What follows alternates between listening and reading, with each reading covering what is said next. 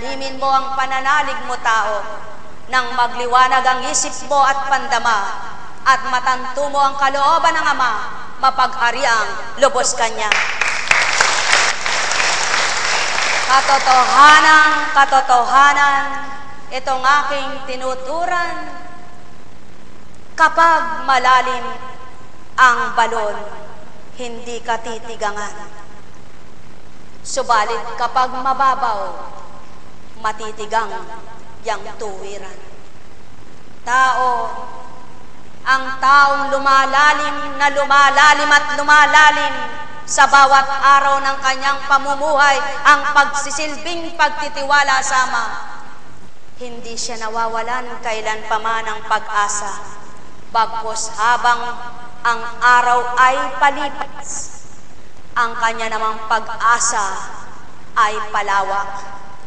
Katotohanan ang aking tinuturan, subukan lamang ng taong magpakatotoo at isuko ang pagkatao. Kalimutan ang nasaktan at damdaming katauhan, at ang papaghariin ay ang Espiritong Banal. Taong aking mga mahal, mamamatay ang katwirang walang kabuluhan. At siya ng pawang katotohanan na tinuturan ng Ama, kaya't kaiba ang aral na pinakikinggan nyo sa mga alay ko. Sa ganang katauhay, di kayang siwalat ito.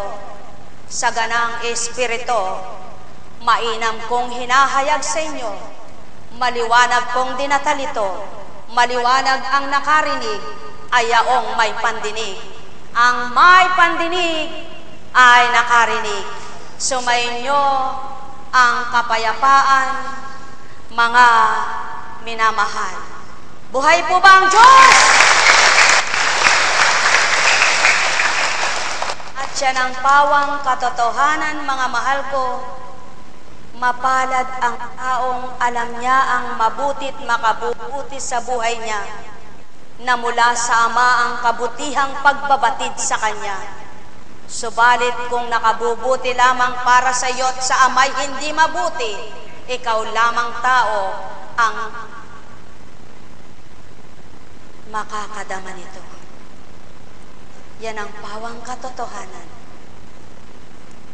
Sapagkat ang kaloob ng Ama'y maraming bahagi, at ang maraming bahaging ito walang katapusan sa bawat araw. Subalit ang tatanggap ay isang katauhan na pahiram sa inyo na buhay. Bagamat isang katauhan ang tatanggap nito sa inyong pagkatao, kung lilimiin nyo at tatantuing totoo, mapagwawari-wari nyo, wala ngang katapusan ang handog ng Ama. Subalit hindi lahat kayong naririto'y nakaunawa sa tinuran ko. Malaiban at maliban nga ang malalimang pangunawa, ang malawak ang unawa, at ang tumatanggap sa marapat. Ang may pandinig ay nakarinig. Buhay po ba ang Diyos? O kay buti ng Ama, kay dakila niya, akin pong pinagmamasdan,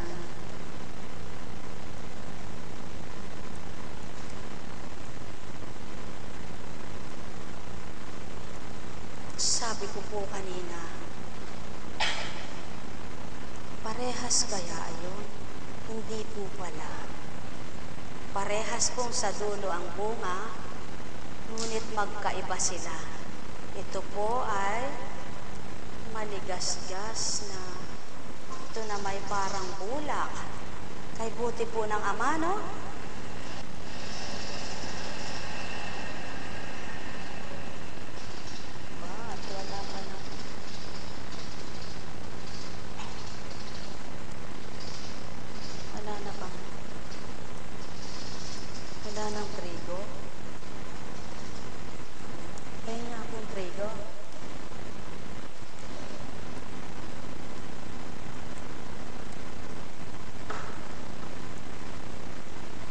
Kung inyo pong matatanto ang mga nilikha ng Ama, wari-wariin po ninyo pag nilayang ganap nyo.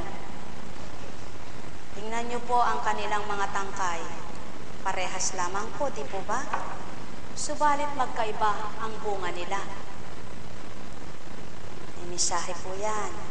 Sa ganang katauhan, walang karunungang bigyan ng kahulugan ng mga bagay. Patotoo lamang at patunay ng Ama ang kanyang espiritu na tinataglay ay mula sa kanya, kaya alam pong ipahayag ang mga nilikha niya. Buhay po ba ang Diyos? Sapagkat, sino pong matalino? Sino may karunungan na tao? Hindi mo naman ginawa, mapapahayag mo ba? Hindi naman ikaw ang nagtanim, mapapaliwanag mo ba? Kaya nga po, kapag nagtanim ka ng sitaw, alam mo yung sitaw, ang bungay sitaw. Di po ba? Subalit, kapag nagtanim ka ng munggo at tumubo ay sitaw, magtataka ka. Bakit kaya munggo ang tinanim ko? Ba't may sumulpot na sitaw rito? Yan ang hiwaga ng Ama. Hindi po ba? Nagagawa niyang pagsabaying tumubo ang munggo at sitaw, bagamat ikay munggo lang ang tinanim mo, sapagkat kung paano umiipot ang ibon at sa tabi ng iyong tinanim ay tumubo ang kanyang kinain, yaon ay tutubo rin kung sitaw o sitaw. Buhay po ba ang Diyos? Hindi katulad ng tao, may ngipin, ngangatain, kapag kinain mo, pag niluwal, durog na. Buhay po ba ang Diyos? At dyan lamang po makikita nyo ang pagkakaibang talinong binigay ng Ama sa lupa, ng tao at ng Espiritu. At dyan din po ninyo makikita kung paano kahiwaga ang Ama, kung paano kay dakila, at kung paano siya gumagawa dito sa lupa. Magnilay po kayo. Anin mo mang isipin bilang katauhan, anin mo mang pagmasdan, parehas lamang ang kanilang tangkay. Buhay po ba ang Diyos? Subalit, katagalan.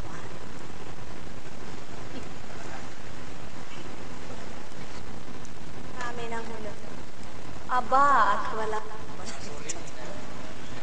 Tinago na po pala. Sapagkat sabi po nila kailangan may remembrance tayo.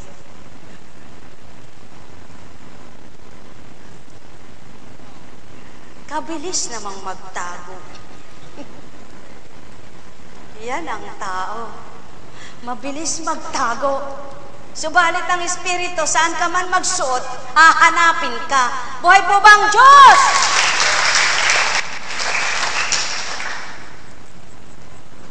At yan po ang tao. Kung paano kapag may hinihingi ka, maghihintay ka rin.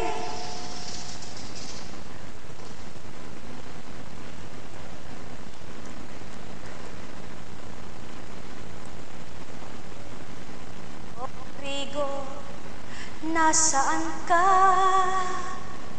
Nakikipagtakip siling ka ba? Kumuha ka na lang ng isa doon kay Apo Kunjing. Trigo. Hindi mo alam ang trigo. Buhay po ba ang Diyos?